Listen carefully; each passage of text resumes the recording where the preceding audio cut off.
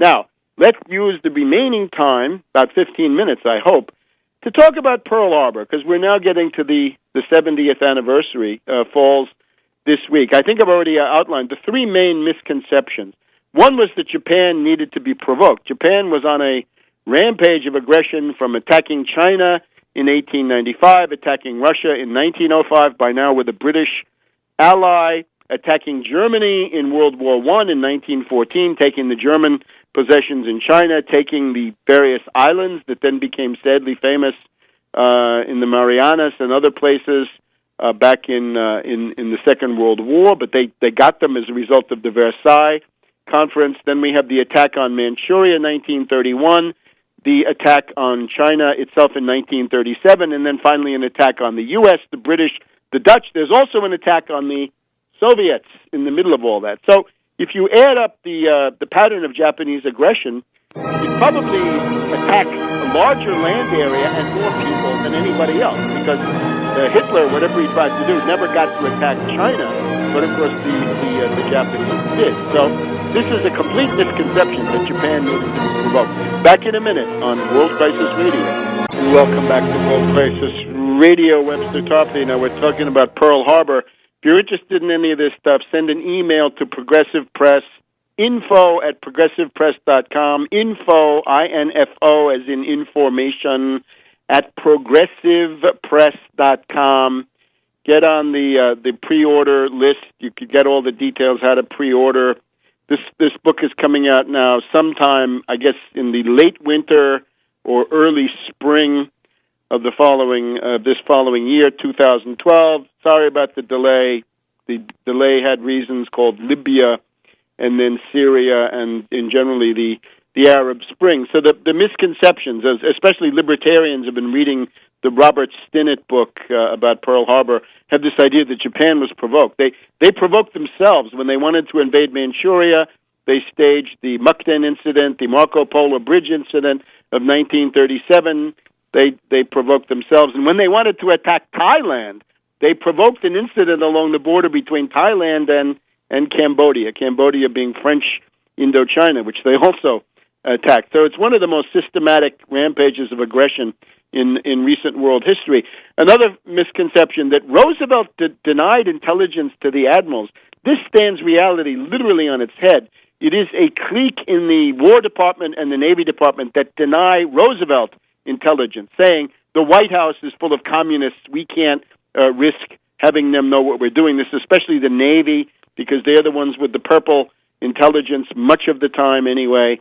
And here we have Admiral Richmond K. Turner, a real unknown, little-known, sinister figure in this entire thing. The other idea is that Roosevelt was, of course, the dictator of Washington. Well, no, this was a coalition government, and in order to secure the support of the Republicans in a kind of in a kind of a national unity government, Roosevelt had to invite in a bunch of his enemies.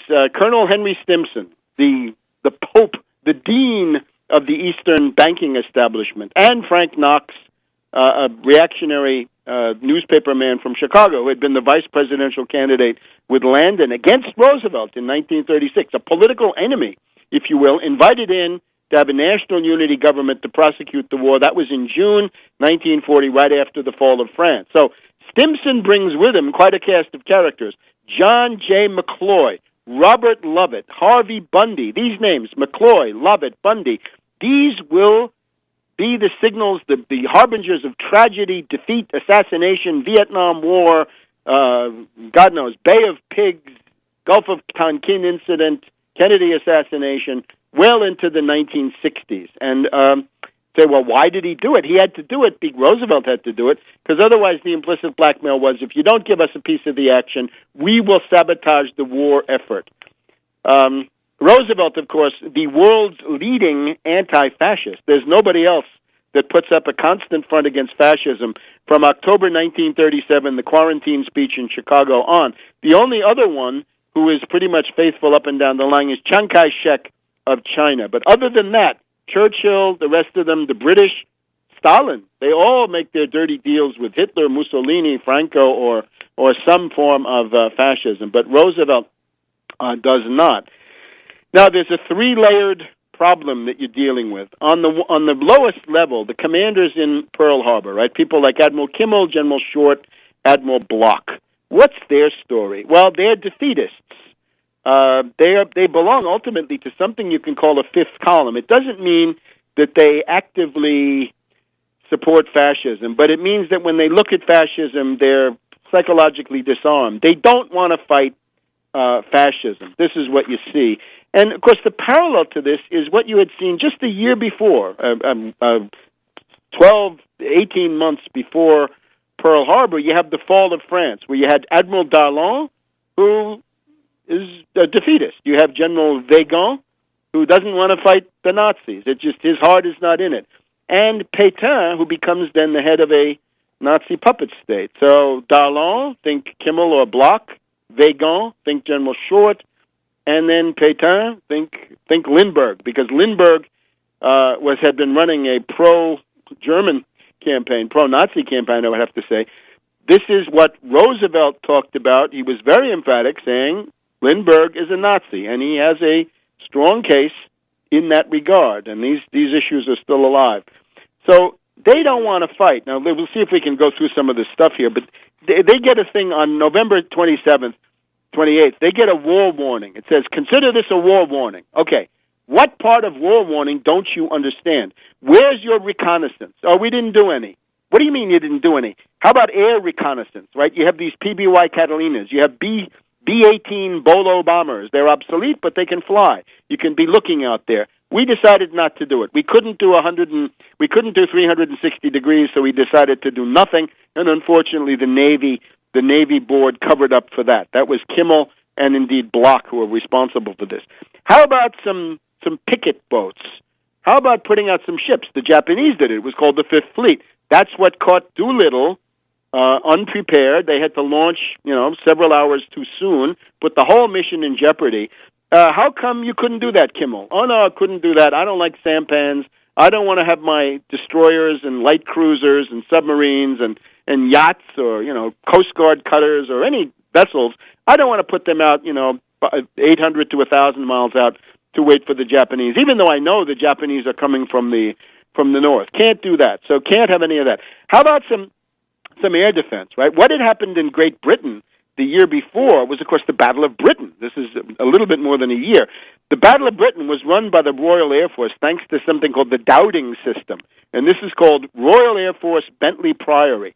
And you've seen this. This is this huge table where these counters, these sort of like chessmen, are pushed by women with long pool cues, and they've got a kind of an amphitheater around it, and people are getting, every agency is represented, and they scramble the planes, right? They've got radar. It's all integrated. It's called the filter room.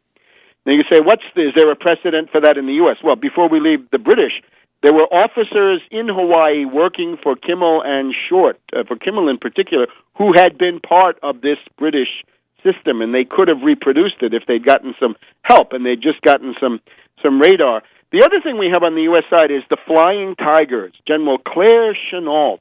Now, he had organized the air defense of Shanghai, China, for Chiang Kai-shek back in 37 and 38, and this had been portrayed in movies. I've seen these movies myself, right? The stories of the Chennault, being ready when the Japanese bombers come. How does Chennault do it? He has a political approach. He has what he calls the early warning network. It's completely political. He's got Chinese ground observers out there, and they have either a telephone, a telegraph, a smoke signal, a semaphore, or some couriers, some carrier pigeons, God knows what, to warn the center that something is coming, and you've got to filter that. You've got to evaluate it. This is a political problem. You notice that Kimmel, and particularly Short, they hate, mistrust, fear the civilian population of Hawaii. They don't trust them. But Chennault, you see, is a completely different mentality. The guy's a hero. He wants to fight fascism in the form of Japan, and he has a tremendous sympathy for the average Chinese. And he says, if I fight for you, then you're gonna be with me, and I can trust you, and I can listen to your reports and take them seriously. Short could never do this in a million years. Of course, Kimmel is more of an ideologue than Short. Kimmel writes in his book, Admiral Kimmel's Story, he doesn't agree with basing the fleet in Hawaii. Well, that's defeatism.